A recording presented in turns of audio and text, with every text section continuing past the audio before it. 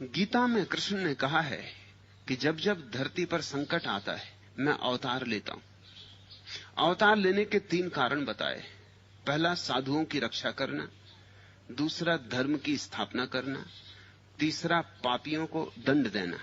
अर्थात ये 3 कार्य करने के लिए भगवान धरती पर आते। आप अपने को भगवान कहते, क्या आप ये तीनों कार्य कर रहे हैं? पहली बात पूछा तुमने, गीता में कृष्ण ने कहा कि जब जब धरती पर संकट आता है। धरती पर कभी भी ऐसा कोई समय है जब संकट नहीं।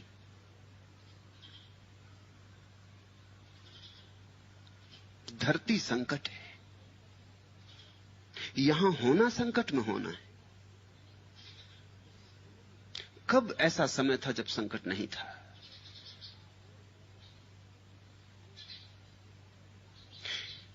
ऐसी कोई किताब आज तक नहीं पाई जा सकी है दुनिया के इतिहास में जिसमें लिखा हो कि इस समय धरती पर संकट नहीं। सभी किताबें कहती हैं कि बड़ा संकट है। हालांकि सभी किताबें कहती हैं कि पहले संकट नहीं था, लेकिन वो पहले कब था? क्योंकि उस समय की किताबें कहती हैं कि संकट था।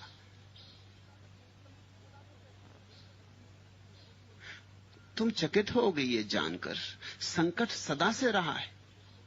संकट धरती का स्वभाव है, होना ही चाहिए, क्योंकि धरती छोड़नी, धरती से मुक्त होना है। यहां अगर संकट ना होगा तो धरती छोड़ोगे किस लिए? धरती से मुक्त किस लिए होगे? यहां अगर संकट ना होगा तो धर्म की कोई जरूरत ही ना रह जाएगी। बीमारी ही ना होगी तो औषधि की क्या जरूरत होगी? थोड़ा सोचो। धर्म की सदा जरूरत है, क्योंकि संकट सदा है, आदमी सदा बीमार है। तुम सोचते हो कभी कोई ऐसा युग था, सतयुग, जब लोग बीमार नहीं थे? कोई युग था रामराज्य, जब लोग बीमार नहीं थे? जरा राम की कहानी देखो, राम के पिता खुद ही बीमार मालूम पड़ते। एक जवान औरत के प्रेम में बेटे को निकाल दिया, अन्याय किया। ये सतयुग था।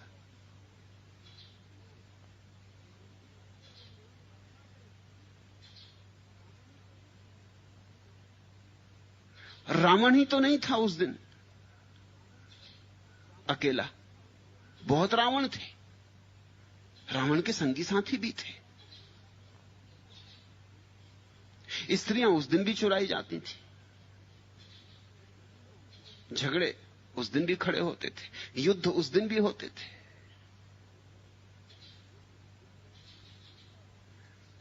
कौन सी हालत बेहतर थी? क्या था जिसके गुणगान करते हो? अगर गौर से देखने जाओगे और ईमानदारी से जांच करोगे तो तुम पाओगे रामराज्य भी रामराज्य नहीं था। रामराज्य इस धरती पर कभी रहा ही नहीं। कल्पना में है आदमी की, होना चाहिए, आशा है, मगर फलता कभी नहीं। कृष्ण जब थे तब कौन सा इस जगत में आनंद था? युद्ध था, भयंकर युद्ध हुआ। तुम कोई स्मरण कर सकते हो और पीछे लौटो, परशुराम, तो कोई दुनिया में शांति रही होगी? परशुराम ने फरसा लेकर पृथ्वी को अनेक बार क्षत्रियों से समाप्त कर दिया, खाली कर दिया, विधवाएं ही विधवाएं छोड़ी। बुरे आदमी तो बुरे होते ही होंगे, भले आदमी भी बहुत भले नहीं थे। परशुराम कोई बहुत भले आदमी नहीं मालूम पड़ते। तुम किस जमाने की बात कर रहे हो? बुद्ध को गालियां मिली, पत्थर मिले, महावीर को गांव-गांव से हटाया गया, निकाला गया, कानों में खीले ठोंके गए। ये भले लोग थे। दुनिया में संकट नहीं था। मेरे देखे पृथ्वी संकट है, इसलिए यह बात तो फिजूल है। किसने कही मुझे कुछ प्रयोजन नहीं। और ध्यान रखना, कृष्ण ने कुछ कहा हो तो कृष्ण को खोजो, उनसे उत्तर लो। मैं उनके लिए उत्तरदायी नहीं हूं। मैं कौन हूं जो उनके लिए उत्तर दूं? कृष्ण को पकड़ो, उन पर अदालत में मुकदमा चलाओ। मैं जो कह रहा हूं उसके लिए उत्तरदायी हूं। मैं जो कह रहा हूं उसके लिए कृष्ण कैसे उत्तरदायी हो सकते? लेकिन लोग इस ढंग से पूछते हैं जैसे कि कृष्ण ने कुछ कह दिया तो उसके लिए मैं उत्तरदायी हूं या कोई भी उत्तरदायी। कृष्ण ने जो कहा वो कृष्ण जाने, तुम उनसे झगड़ लेना, कहीं मिल जाएं, शायद इसलिए मिलते भी नहीं,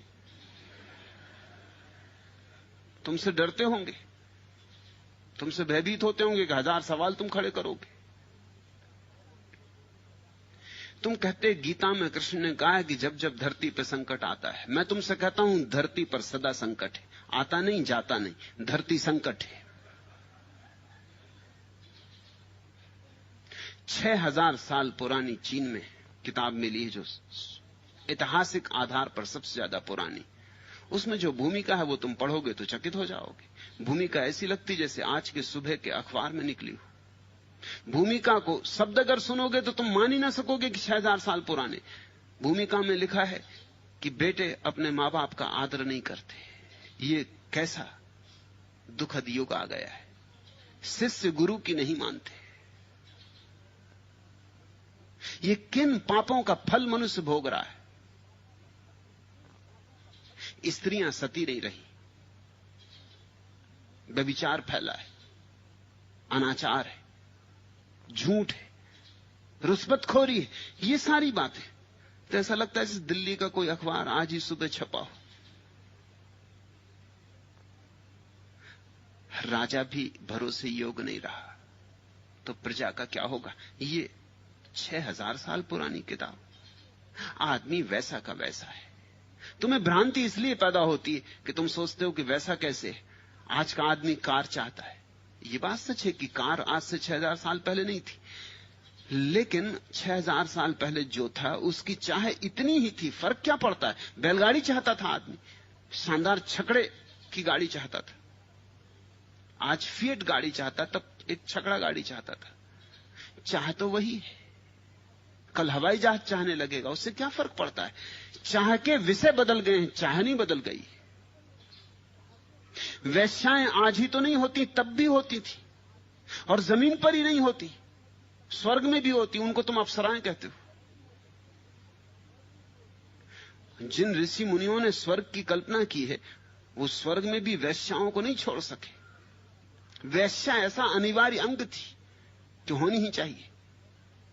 और यहां ही लोग एक दूसरे से प्रतिस्पर्धा नहीं करते। तुम कहानियां पढ़ते पुराणों में कि जब भी कोई ऋषि महर्षि ज्ञान की गहराई में उतरता है, तप में उतरता है, इंद्र का सिंहासन डोलने लगता है। क्यों इंद्र का सिंहासन डोलने लगता है? क्यों इंद्र बेचैन हो जाता है? ये वही की वही कथा।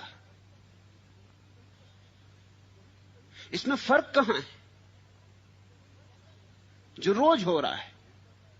और फिर इंद्र करता क्या है? इंद्र वही करता है जो राजनीतिक अभी कर रहे हैं। इंद्र भेज देता 2 खूबसूरत औरतों को कि जाके नाचो, ऋषि को भड़काओ, उपद्रव, और फोटो निकलवा लेना, अखबार में छपवा देना कि भ्रष्ट, रुस्बत दे दो। किसी तरह लालच, लोभ, किसी तरह इसमें काम वासना जगा दो। अब ये बड़े मजे की बात है कि जो इंद्र बेचता है इन वैश्याओं को, इस पर कोई पाप नहीं लगता।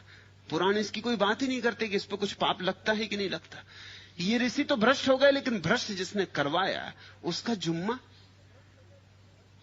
और ये ऋषि भी खूब है कि 2 स्त्रियां आके नाचने लगती हैं कि भ्रष्ट हो जाते, जैसे भ्रष्ट होने को ही बैठे थे।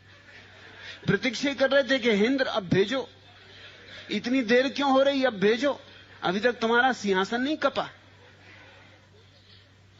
आदमी वैसा का वैसा है। वही स्पर्धा विश्वामित्र और वशिष्ठ में है जो आज चलती। वही संघर्ष अहंकार का, वही दौड़, वही हिंसा, सब वही का वही है। तुम जरा पुराने शास्त्रों में जो शिक्षाएं दी गई उनको गौर से देख लो। सब शास्त्र कहते हैं चोरी मत करो। इसका मतलब है कि तब चोरी होती थी जब शास्त्र लिखा गया, नहीं तो पागल थे शास्त्र लिखने वाले कि चोरी मत करो। सब शास्त्र कहते हैं झूठ मत बोलो, साफ है कि लोग झूठ बोलते थे। सब शास्त्र कहते हैं हिंसा मत करो, साफ है कि लोग हिंसक थे। सब शास्त्र कहते हैं व्यभिचार मत करो, साफ है कि लोग व्यभिचारी थे। और क्या साफ होगा? जो लोग करते हैं उसी को तो रोकने के लिए शास्त्र सूचना देता है। अगर लोग व्यभिचारी थे ही नहीं, लोग चोर थे ही नहीं, झूठ बोलते ही नहीं थे, तो ये शास्त्र लिखने वालों का दिमाग खराब था, ये पागलों ने लिखे होंगे। चिकित्सक तभी तो औषधि का नाम लिखता है, प्रिस्क्रिप्शन देता है, तुम्हें नुस्खा देता है जब तुम बीमार होते हो। कौन सा फर्क पड़ा है? वही की वही बात है। तुम कहते हो गीता में कृष्ण ने कहा है जब जब धरती पर संकट आता है, संकट मैं तुमसे कहता हूं सदा है। धरती संकट है, यहां होना संकट है, आता नहीं जाता नहीं। तब तब मैं अवतार लेता हूं। अवतार लेने के 3 कारण बताए। साधुओं की रक्षा करना, पहली बात, साधुता में ही रक्षा है, किसी और की आने की जरूरत नहीं। जो साधुता अपने आप अपनी रक्षा न कर सके वो साधुता नहीं। साधुता का मतलब क्या होता है? बड़ी नपुंसक साधुता हुई कि कृष्ण को आना पड़े साधुओं की रक्षा करने। फिर साधुता का अर्थ क्या हुआ? साधुता में बल क्या है? ये तो असाधु से कमजोर हुई। असाधु तो अपनी रक्षा खुद कर लेता है और साधु के लिए कृष्ण को आना पड़ता है। ये साधु बड़े नपुंसक रहे होंगे। साधुता में रक्षा है, सत्य में बल है। सत्यमेव जयते। अगर ये सच है कि सत्य जीतता है तो कृष्ण की क्या जरूरत है? सत्य बलशाली है, असत्य कमजोर है, अपने आप हारता है, हार ही जाता है, हारेगा ही। उसके असत्य होने में ही उसकी हार छिपी। प्रेम जीतता है, घृणा हारती। मैत्री जीतती है, वैर हारता है। ये साधुता के सूत्र हैं। तुम कह रहे हो कि कृष्ण तब अवतार लेते हैं जब साधुओं की रक्षा करने का सवाल उठता है। असल में ये बातें साधुओं ने लिख रखी हैं, नपुंसक साधुओं ने। ये साधु माधु नहीं है,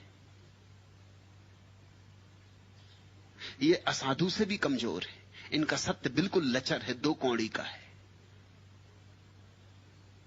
सच्चाइयां कुछ और है। रामायण कहती है कि रामचंद्र जी साधुओं की रक्षा के लिए दक्षिण भारत गए, बकवास से। वो साधु माधु नहीं थे, सब पॉलिटिकल एजेंट। वो राम की सेवा में संयुक्त थे और वहां जासूसी कर रहे थे दक्षिण में रावण के खिलाफ। साधु माधु उसमें कुछ नहीं थे। साधुओं के लिए क्या रक्षा की जरूरत है? कृष्ण की तो कोई जरूरत नहीं आने की। उसका सत्य ही उसकी रक्षा है। लेकिन ये तरकीबें, ये बहुत पुरानी राजनीति की तरकीबें।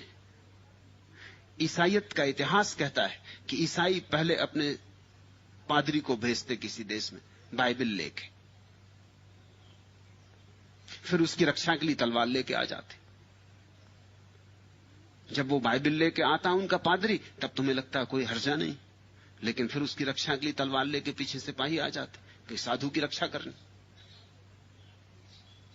इस तरह की भी खबरें उपलब्ध हैं कि ईसाइयों ने अपने साधुओं को भेजकर वहां लोगों को भड़का के अपने साधुओं पर चोट भी करवाई, ताकि फिर वो सैनिक भेज सके और पीछे सैनिक आके सफाया करता है। वस्तुतः जो साधु है उसे कृष्ण के आने की कोई प्रतीक्षा नहीं, ना कोई जरूरत है। वस्तुतः जो साधु है उसके भीतर तो परमात्मा का अवतरण हो गया, अब और कृष्ण की क्या जरूरत है? साधु का मतलब क्या होता है? जिसको प्रभु का साक्षात हुआ। जिसको प्रभु का साक्षात हुआ वही तो साधु है। जिसने सत्य जाना वही तो साधु है। जो सरल हुआ वही तो साधु है। तो मैं तुमसे नहीं कहता कि साधु की रक्षा के लिए किसी कृष्ण के आने की जरूरत है। नाहक कष्ट न करें, कोई आवश्यकता नहीं है। साधु अपनी रक्षा है। और तुम कहते हो धर्म की स्थापना करना। धर्म की स्थापना नहीं की जाती और ना कभी धर्म स्थापित होता है, ना अस्थापित होता है। धर्म तो वही है जो शाश्वत है। कृष्ण थोड़ी धर्म की स्थापना करते। धर्म तो इस जगत का नियम है। धर्म ने तो इस जगत को धारण किया है, इसलिए उसको धर्म कहते। जैसे आग जलाती है और गर्म है, ऐसा ही इस अस्तित्व का स्वभाव धर्म है। धर्म यानी स्वभाव। किसी को आके स्थापना थोड़ी करनी पड़ती। तो कृष्ण के पहले क्या मामला था? धर्म नहीं था, कृष्ण ने स्थापना की। फिर कृष्ण के बाद क्या हुआ? धर्म समाप्त हो गया। धर्म तो इस जगत को संभालने वाले सूत्र का नाम है। लेकिन तुम्हारे मन में कुछ और बातें। हिंदू धर्म की रक्षा। हिंदू धर्म धर्म नहीं है और न मुसलमान धर्म धर्म है। ये तो सब राजनीतियों के जाल है। धर्म तो एक ही है, न वो हिंदू है, न मुसलमान है, न ईसाई है, न जैन है, न बौद्ध है। धर्म तो वह है जब तुम अपने भीतर परिपूर्ण शांति में उतरते हो तो अनुभव करते हो। उस अनुभूति का नाम धर्म है। जब तुम अपने अंतरतम में डूब जाते हो तो जिसका तुम्हें स्वाद मिलता है उसका नाम धर्म है। लेकिन हिंदू धर्म को रक्षा की जरूरत मालूम होती, इस्लाम को रक्षा की जरूरत मालूम होती, ईसाई को रक्षा की जरूरत मालूम होती। ये धर्म नहीं। तो मैं तुमसे कहता हूं धर्म तो सदा है। जो सदा है उसी का नाम धर्म है। उसकी न कोई स्थापना करनी होती, न कभी कोई उसे मिटा सकता। उसका मिटना संभव ही नहीं है। अगर धर्म मिट जाए तो हम सब बिखर जाएं। अगर धर्म मिट जाए तो चांतारे ना चलें, सूरज ना निकले, पानी ना बहे, हवा ना उठे, फूल ना खिलें, पक्षी ना गाएं, लोग ना हो। धर्म टूटा कि सब टूट जाए। धर्म तो सबको जोड़े हुए है। धर्म तो वह धागा है जिसने सब सारे फूलों को अपने में गूंथा हुआ है और माला बनी। ये सारा अस्तित्व गुथा है। जिससे गुथा है उस सूत्र का नाम धर्म है। कृष्ण इत्यादि की कोई जरूरत नहीं है कि इसको स्थापित करें। कृष्ण धर्म को स्थापित करने नहीं आते। जो धर्म है उसको जानने से कोई कृष्ण होता है। जो धर्म है उसको पहचान लेने से कोई कृष्ण होता है। जो धर्म है उसके साथ पूरा पूरा संगीतबद्ध हो जाने से कोई कृष्ण होता है। कृष्ण को धर्म की स्थापना करने की जरूरत नहीं। ये पंडित पुरोहितों ने लिखा होगा, कृष्ण ऐसा नहीं कह सकते।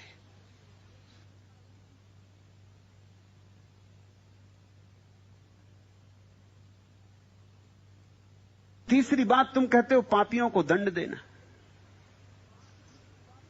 पाप में स्वयं ही दंड निहित है। जब तुम पाप करते हो उसी करने में तुम्हें दुख मिल जाता है। दुख के लिए प्रतीक्षा थोड़ी करनी पड़ती कि कृष्ण आएंगे जब तुम्हें दंड देंगे। चोरी तुम करोगे, बेईमानी तुम करोगे, झूठ तुम बोलोगे, हिंसा हत्या तुम करोगे, फिर कृष्ण आएंगे डंडा लेके और तुमको दंड देंगे। इसमें तो बड़ी झंझट होगी। और उन पे भी तो कुछ दया करो। कृष्ण यही धंधा करते रहेंगे। कृष्ण कोई पुलिस वाले? कृष्ण पर थोड़ा तो सद्भाव लाओ। नहीं, इस जगत की व्यवस्था ऐसी है कि तुमने गलती की कि दंड मिला। आग में हाथ डालते हो जल जाता है ना। ऐसा थोड़ी कि आग में हाथ डाला फिर बैठे, हाथ में डाले फिर आए कृष्ण, उन्होंने कहा क्यों जी तुमने आग में हाथ क्यों डाला, अब हम तुम्हें जलाएंगे। अगर ऐसा होता हो तो बड़ी झंझट हो जाए, बड़ी मुश्किल हो जाए। आग में हाथ डालने से जलना हो जाता है। तुम जरा सोचो, जब तुम क्रोध करते हो तो जल जाते हो या नहीं? और क्या दंड चाहिए? क्रोध में आग है और क्रोध में नरक है। भोग लिया नरक तुमने। तो मैं तुम्हें यह कहना चाहता हूं कि मेरी दृष्टि में पुण्य का फल पुण्य में छिपा है, दंड का, पाप का दंड में छिपा है। यही धर्म है।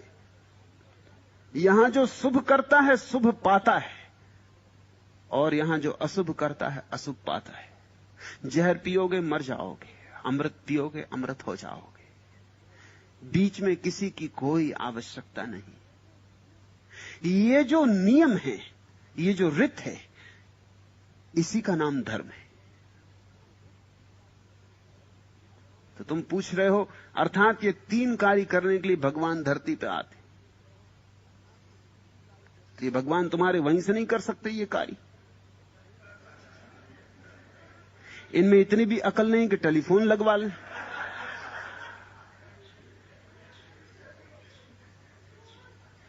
अकल बिल्कुल बेच बैठे, इसके लिए धरती पे आना पड़ता है। ये तुम्हारी धारणाएं हैं। इसलिए मैंने कहा तुम कृष्ण से मिलना हो तो उनसे पूछ लेना, मेरी कोई जिम्मेवारी नहीं। मैं अपनी बात कहता हूं और अपनी बात के लिए उत्तर देने को तैयार हूं। अब तुम पूछते हो कि आप अपने को भगवान कहते हैं, क्या आप ये तीनों कार्य कर रहे हैं? मैं इन तीनों कार्यों को करने योग्य मानता ही नहीं, और अपने को भगवान इसलिए नहीं कहता हूं कि मैं भगवान हूं और तुम भगवान नहीं हो। अपने को भगवान इसलिए कहता हूं कि यहां सब भगवान है, यहां भगवान होने के अतिरिक्त उपाय ही नहीं। भगवान होने में मैं किसी विशिष्टता की घोषणा नहीं कर रहा हूं, उसी से तुम्हें कष्ट होता है। तुम्हें पीड़ा यही है कि एक आदमी ने अपने को भगवान कह दिया, फिर हमारा क्या होगा?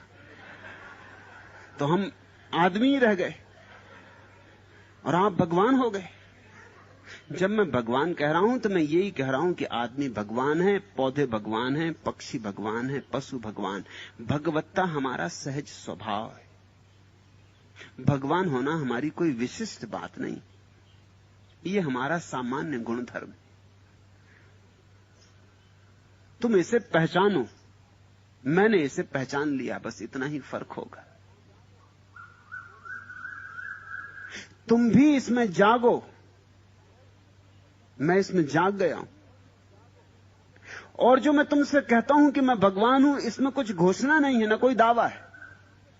ये सिर्फ इसलिए कहता हूं ताकि तुम्हें भी याद दिला सकूं कि देखो, तुम्हारे जैसे ही हड्डी मांस मज्जा का व्यक्ति भगवान हो सकता है, तुम क्यों नहीं हो सकते?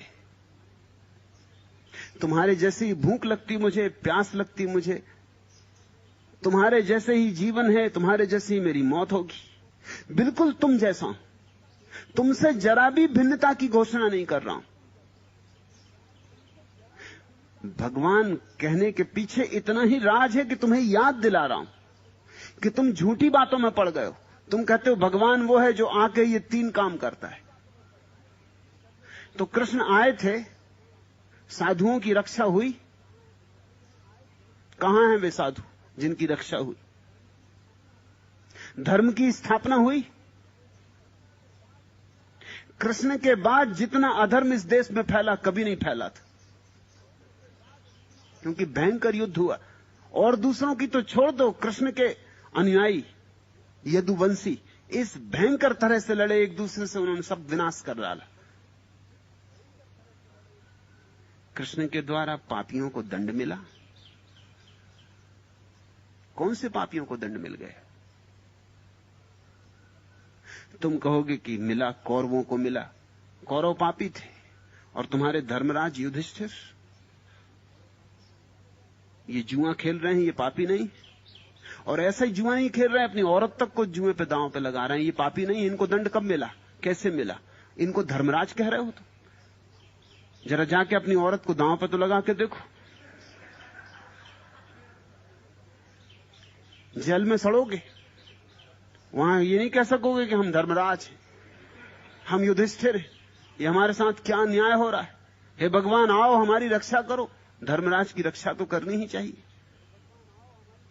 ये तुम देखते हो, ये जो कौरव पांडवों के बीच झंझट थी, इस झंझट में तुम सोचते हो कौरव ही जिम्मेवार थे, तो तुम गलत सोचते हो। इसमें पांडव उतने ही जिम्मेवार थे। धर्मराज में धर्म जैसा कुछ नहीं मालूम होता। और ये 5 पुरुष एक स्त्री के पति बन गए हैं, इसमें तुम्हें कुछ धर्म मालूम होता है?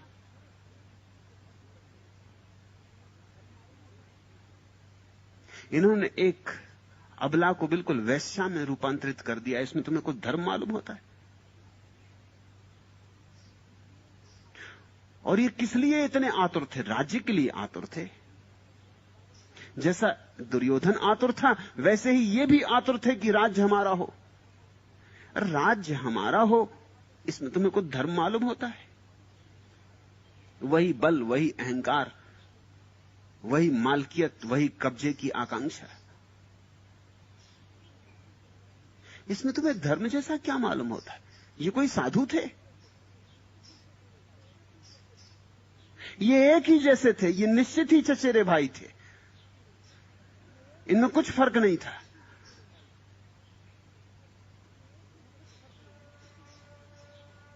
तुम अगर अपनी कथाओं को ठीक से समझोगे तो तुम बड़े हैरान हो जाओगे। और फिर उसके बाद हुआ क्या? महाभारत के बाद इस देश का ऐसा पतन हुआ कि ये अभी तक नहीं संभला है। महाभारत के बाद ये देश संभला ही नहीं। महाभारत के बाद इस देश ने वो ऊंचाई कभी पाई ही नहीं। और तुम सोचते हो कृष्ण जब आते हैं तो साधुओं की रक्षा होती, धर्म की स्थापना होती, पापियों को दंड मिलता। ये तो जब कृष्ण आए थे तब भी नहीं हुआ। आगे की व्यर्थ आशाओं में मत पड़ो। मैं जब कहता हूं तुमसे तो मेरे कहने का प्रयोजन बहुत ही भिन्न है, लेकिन तुमने और बातें सुनी हैं, उनसे तुम्हारा मन भरा है, इसलिए तुम मेरी बात नहीं समझ पाते। कृष्ण जब कहते हैं कि मैं भगवान हूं, तब तुम्हें अड़चन नहीं होती। क्यों तुम्हें अड़चन नहीं होती? पहली तो बात यह, कृष्ण से इतना फासला हो गया है कि अब तुमने उन्हें हड्डी मांस मज्जा के मनुष्य की तरह नहीं देख पाते। इतनी कहानियां जुड़ गई हैं उनके आसपास, इतनी भव्य प्रतिमा निर्मित कर ली गई कि अब तुम उनमें मनुष्य नहीं देख पाते। लेकिन कृष्ण तुम जैसे मनुष्य थे। तुम मान लेते हो भगवान है, लेकिन अर्जुन ने भी मान नहीं लिया था। दुर्योधन ने तो कभी नहीं माना था, नहीं तो युद्ध ही ना होता। लाखों लोग कृष्ण को भगवान नहीं मानते थे, चालबाज कूटनीतिज्ञ मानते थे।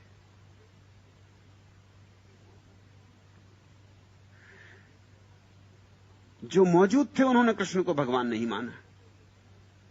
तुम मान लेते हो क्योंकि तुम्हें अब असली कृष्ण का कुछ हिसाब नहीं। तुम भी मौजूद होते तो न मान पाते। तुम्हारी स्त्री से छेड़खान करते कृष्ण तो न मान पाते कि भगवान। किसी और की स्त्री से की होगी, तुम्हें लेना देना क्या है? तुम्हारी पत्नी नहा रही होती और उसके कपड़े उठा के झाड़ पे बैठ जाते, तो तुम पूजा और ही अर्थ में करते उनकी।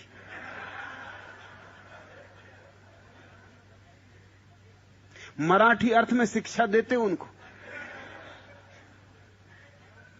वही किया था जो लोग मौजूद थे उन्होंने। लेकिन तुम्हारे लिए भगवान है। अब बात बहुत दूर हो गई। 5000 साल बीत गए। 5000 साल में हजारों कहानियां बीच में खड़ी हो गई, पर्दे पे पर्दे हो गए। अब तुम कृष्ण को देख सकते हो दिव्य। मैं तुमसे यह कहना चाहता हूं, कहानियों के आधार पर किसी को दिव्य देखने से कुछ लाभ नहीं होता, क्योंकि वो कहानियां झूठी। दिव्यता को यहां देखो, अभी देखो, सामान्य में देखो, क्योंकि सामान्य में दिव्यता को देख सको तो ही तुम्हारी दिव्यता मुक्त हो सकती है। मैं अगर तुमसे कह रहा हूं कि मैं भगवान हूं तो इसमें मेरा कोई दावा नहीं, इसमें मुझे कोई रस ही नहीं। अगर रस है तो तुम में, और जब तक तुम में मेरा रस है तब तक मैं कहूंगा कि मैं भगवान हूं। जिस दिन मैं देखूंगा कि कोई सार नहीं तुम में रस लेने में, तुम्हें ही रस नहीं है तुम में, तो कब तक मैं रस लूं? उसी दिन भगवान कहना बंद कर दूंगा। उसमें कोई प्रयोजन नहीं है, मुझे कुछ लेना देना नहीं। मैं जो हूं, भगवान कहूं ना कहूं इससे क्या फर्क पड़ता है। लेकिन अभी मुझे तुम में रस है, अभी और थोड़ी कोशिश करूंगा, अभी तुम्हें और याद दिलाने की चेष्टा करूंगा, शायद इसी बहाने तुम्हें याद आ जाए। लेकिन तुम ये मान नहीं सकते कि तुम भगवान हो। यही तुम्हारे जीवन में भगवत्ता और तुम्हारे बीच बाधा है कि तुम मान नहीं सकते कि तुम भगवान हो। तुम्हें लगता है मुझ जैसा पापी और भगवान, मुझ जैसा जुआड़ी और भगवान, मुझ जैसा शराबी और भगवान। मैं तुमसे कहता हूं कि तुम शराब पीते हो, तब इतना ही फर्क पड़ता है कि भगवान शराब पी रहे हैं, और कुछ फर्क नहीं पड़ता। जब तुम जुआ खेलते हो तो इतना है कि भगवान जुआ खेल रहे हैं। तुम्हारी भगवत्ता अछूती रहती, तुम्हारे कृत्य तुम्हारी भगवत्ता को नहीं छूते।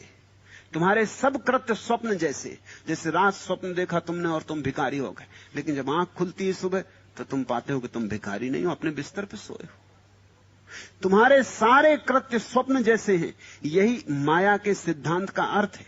तुमने चोरी की, तुमने शराब पी, तुमने अच्छा किया, तुमने बुरा किया, तुमने मंदिर बनवाया, तुमने पुण्य किया, दान किया, सब के सब तुम्हारे भीतर उठे एक स्वप्न की भांति है। जागोगे जिस दिन, उस दिन तुम पाओगे भगवत्ता तुम्हारी, तुम भगवान हो।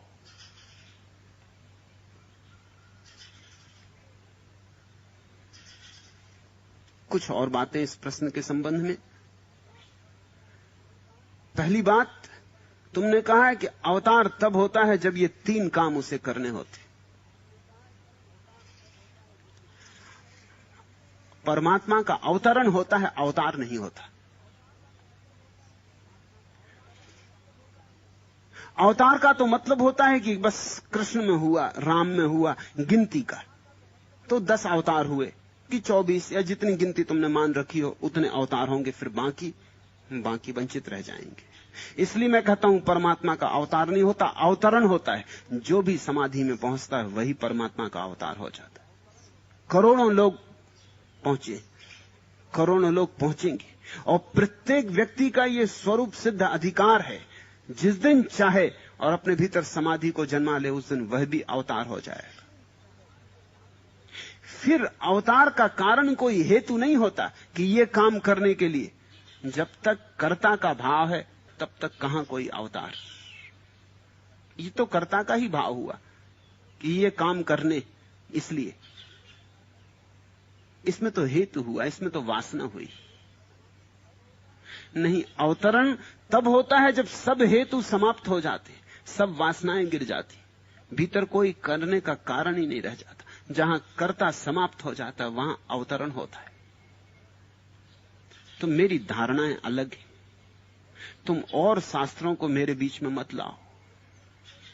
और जब मैं इन शास्त्रों पर भी बोलता हूं तब भी तुम ध्यान रखना कि मैं अपने पर ही बोलता हूं। मेरी धारणाएं मेरी हैं, मैं तुम्हें अपनी धारणाएं समझा रहा हूं। मुझे इससे कुछ प्रयोजन नहीं कि कृष्ण का क्या अर्थ था, क्या नहीं था। इसमें माथा पच्ची करने में मुझे रस ही नहीं है। मैं कोई पंडित नहीं हूं, ना कोई व्याख्याकार। मेरे पास अपना अनुभव है, वो मैं तुम्हें दे रहा हूं। इसमें कोई हेतु नहीं है। न तो किसी साधु की रक्षा करनी है मुझे, क्योंकि जिसको अभी साधु असाधु में फर्क हो वह अभी अवतार ही नहीं। द्वंद्व जिसके मन में हो वो कहां अवतार। मैं उस व्यक्ति को कहता हूं परमात्मा जिसके भीतर से द्वंद्व गया। ना अब साधु है कोई, ना असाधु, ना कुछ पाप, ना कुछ पुण्य, ना कुछ धर्म, ना कुछ अधर्म। ये द्वंद्व गया, ये विरोध गया, ये द्वैत गया, सब अद्वय हो गया, सब लीला है, सब एक है। मेरे देखे राम के बिना रावण नहीं हो सकता और रावण के बिना राम नहीं हो सकते। अगर रावण को नष्ट कर दोगे तो राम को भी नष्ट कर दोगे, इसे समझ लेना। जरा सोचो, रावण को अलग कर लो राम की कथा से, फिर कितने राम बचेंगे, क्या बच रहेगा? रावण को अलग करते ही कथा गिर जाएगी। रावण के बिना राम की कथा खड़ी नहीं हो सकती, राम के बिना रावण की कथा खड़ी नहीं हो सकती। दोनों एक दूसरे पर निर्भर हैं। अगर दोनों एक दूसरे पर इतने निर्भर हैं तो तुम उनको अलग अलग मत करो। पाप और पुण्य एक ही सिक्के के दो पहलू हैं, धर्म और अधर्म भी, साधु असाधु भी। जैसे दिन और रात है, जैसे कांटा और फूल है, जैसे स्त्री और पुरुष है, ऐसे सारे द्वंद एक दूसरे को संभाले हुए। इस जगत में कभी ऐसा नहीं होगा कि सिर्फ भलाई बचे। भलाई अकेली नहीं बच सकती, बुराई बचेगी, बुराई के साथ ही भलाई बच सकती। और बड़े चमत्कार की बात है कि दोनों में सदा संतुलन रहता है। जितनी भलाई होगी उतनी बुराई होगी, जितनी बुराई होगी उतनी भलाई होगी। संतुलन कभी नहीं टूटता। यहां राम और रावण दोनों सदा हैं। यही तो जगत का द्वंद है। इसी को तो मैंने पृथ्वी का संकट कहा। लेकिन अगर अवतार भी देखता है कि ये साधु इसको बचाना, ये असाधु इसको मारना, तो वो अभी अवतार नहीं। अभी उसे असली बात दिखाई नहीं पड़ी। अभी उसे ये नहीं दिखाई पड़ा कि दोनों के पीछे एक ही परमात्मा छिपा है। उसे अभी एक का अनुभव नहीं हुआ है। मुझे ना तो साधु को बचाना है, ना असाधु को मिटाना है, न पुण्य फैलाना है, न पाप को मिटाना है, न धर्म की स्थापना करनी है, न अधर्म को उखाड़ना है। फिर मुझे क्या करना है? मुझे तुम्हें याद दिलानी है कि दो जब तक है तब तक भ्रांति है, सपना है, माया है, द्वंद है। इन दो के बीच एक को देख लो। एक को देखते ही मुक्ति है, निर्वाण।